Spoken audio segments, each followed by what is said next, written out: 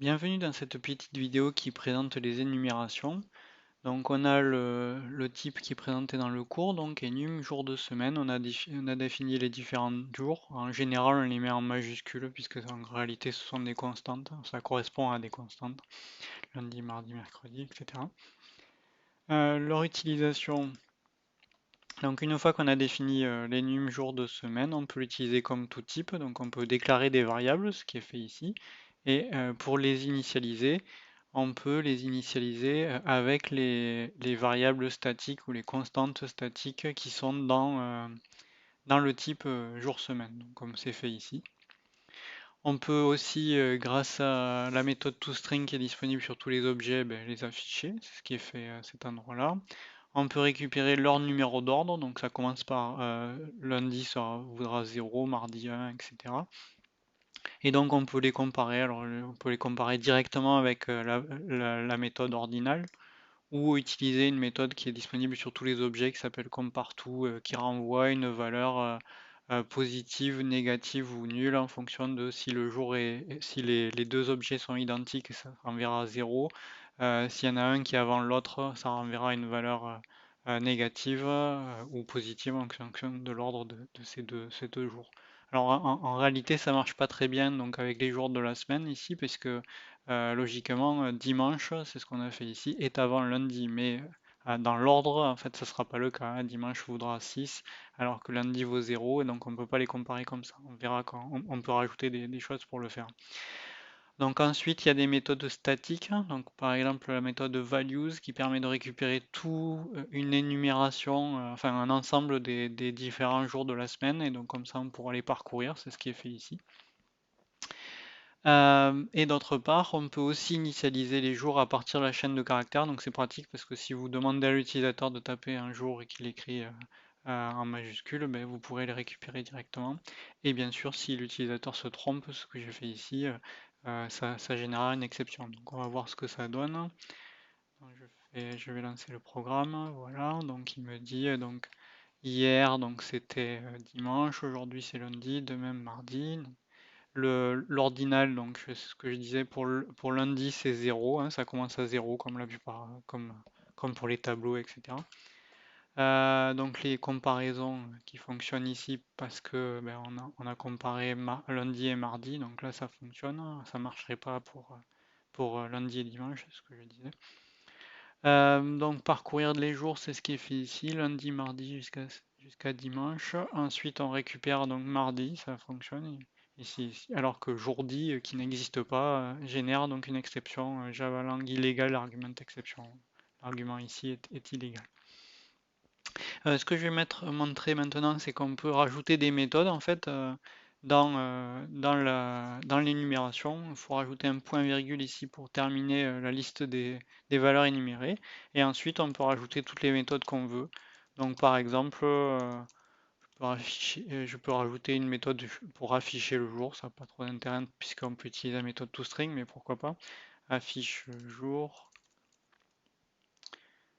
Voilà, et là-dedans, on peut y faire un système out println, par exemple, avec un petit message, le jour et deux points plus. Et là, on pourra appeler, on peut mettre simplement this ou this.toString, ce qui revient au même.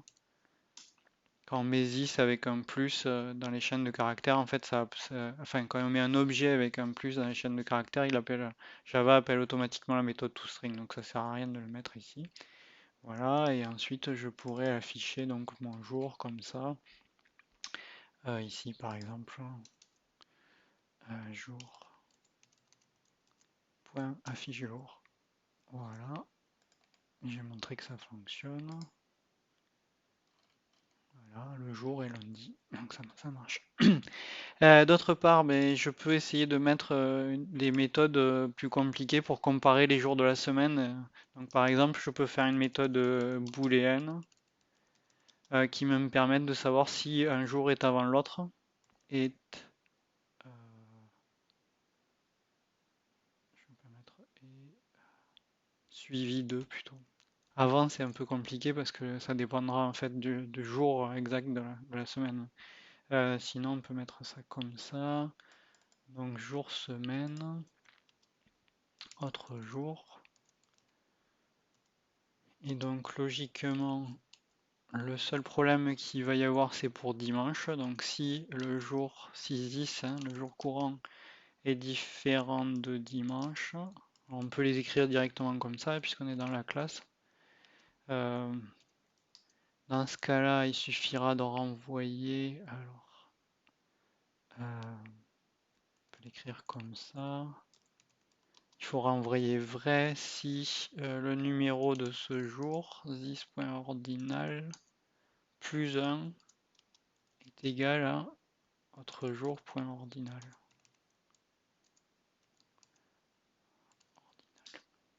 Non, ordinal.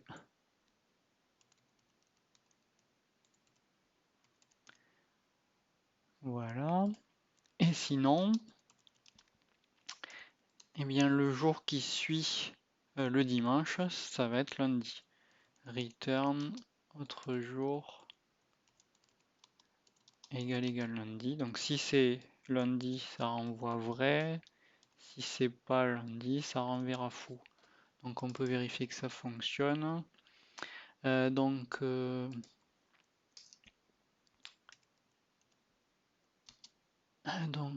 vais dire jour point est suivi de lendemain. Ça devrait envoyer true. À l'inverse, jour est suivi de précédent. Donc le dimanche, ça renverra faux. Et par contre, ce que j'ai rajouté, c'est que précédent est suivi de jour. Ça devrait être bon. Précédent. On va voir ça. Je réexécute. Voilà, true, ça veut dire c'est celui-là.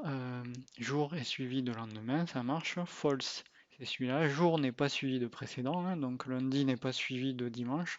Et par contre, dimanche, qui est précédent, là, est suivi de jour, donc de lundi. Donc ça marche, ça fonctionne.